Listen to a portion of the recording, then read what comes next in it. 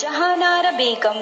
ಮುಘಲ್ ಸಾಮ್ರಾಟ ಶಹಜಹಾನ್ ಅವರ ಪುತ್ರಿಯಾದ ಜಹಾನಾರ ಬೇಗಂ ತಮ್ಮ ಕಾಲದ ಆರ್ಥಿಕ, ಸಾಮಾಜಿಕ, ಸಾಂಸ್ಕೃತಿಕ ಮತ್ತು ರಾಜಕೀಯ ಜೀವನದ ಮೇಲೆ ಅಪಾರ ಪ್ರಭಾವ ಬೀರಿದ ಶಕ್ತಿಶಾಲಿ ಹಾಗೂ ಶ್ರೀಮಂತ ರಾಣಿಯಾಗಿದ್ದರು. ಸೂರತ್ ಬಂದರ್ನ ಒಡತಿಯಾಗಿದ್ದ ಇವರು ಈ ಮೂಲಕ ಸಾಮ್ರಾಜ್ಯದ ಆರ್ಥಿಕ ಸಮೃದ್ಧಿಯನ್ನು ಹೊಸ ಎತ್ತರಗಳಿಗೆ ಏರಿಸಿದರು.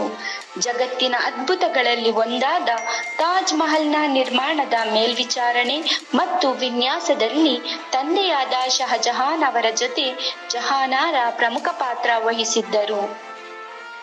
ಅದೇ ರೀತಿ ತಮ್ಮ ಕಾಲದ ಅತ್ಯಂತ ಸುಂದರ ಮಾರುಕಟ್ಟೆಯಾಗಿದ್ದ ಚಾಂದ್ನಿ ಚೌಕ್ನ ವಿನ್ಯಾಸಗಾರ್ತಿ ಕೂಡ ಆಗಿದ್ದರು ಜಹಾನಾರ ಬೇಗಂ. ಚಾಂದ್ನಿ ಚೌಕ್ ಎಂಬ ಹೆಸರಿನ ಅರ್ಥವೇ ಚಂದ್ರ ಪ್ರಕಾಶದ ಚೌಕ. ಪೂರ್ಣಚಂದ್ರನ ರಾತ್ರಿ. ಕೆರೆಯ ಮಧ್ಯದಲ್ಲಿ ಮೂಡಿಬರುವ ಚಂದ್ರನ ಪ್ರತಿಬಿಂಬವು ಇಡೀ ಬೀದಿಯಲ್ಲಿ ಬೆಳ್ಳಿಯಂತಹ ಬೆಳಕು ಹರಡುತ್ತಿದ್ದುದರಿಂದ ಈ ಹೆಸರು ಪ್ರಸಿದ್ಧಿ ಪಡೆದಿತ್ತು. ಜಹಾನಾರ ಕೇವಲ ಸಾಮ್ರಾಜ್ಯದ ಅಧಿಕಾರದ ಹಿಡಿತವನ್ನು ಸಮರ್ಥವಾಗಿ ನಡೆಸುವುದರೊಂದಿಗೆ ಭಕ್ತಿ ಮತ್ತು ನಿಷ್ಠೆಯನ್ನು ಪ್ರೇರೇಪಿಸುವ ಶಕ್ತಿಯನ್ನೂ ಹೊಂದಿದ್ದರು. ಅವರು ರಿಸಾಲಾ-ಇ-ಸಾಹಿಬಿಯಾ ಮತ್ತು ಮುನಿಷ್ ಅಲ್-ಅರ್ವಾಹ್ ಎಂಬ 2 ಪ್ರಸಿದ್ಧ ಸೂಫಿ ಕೃತಿಗಳನ್ನು ರಚಿಸಿದರು.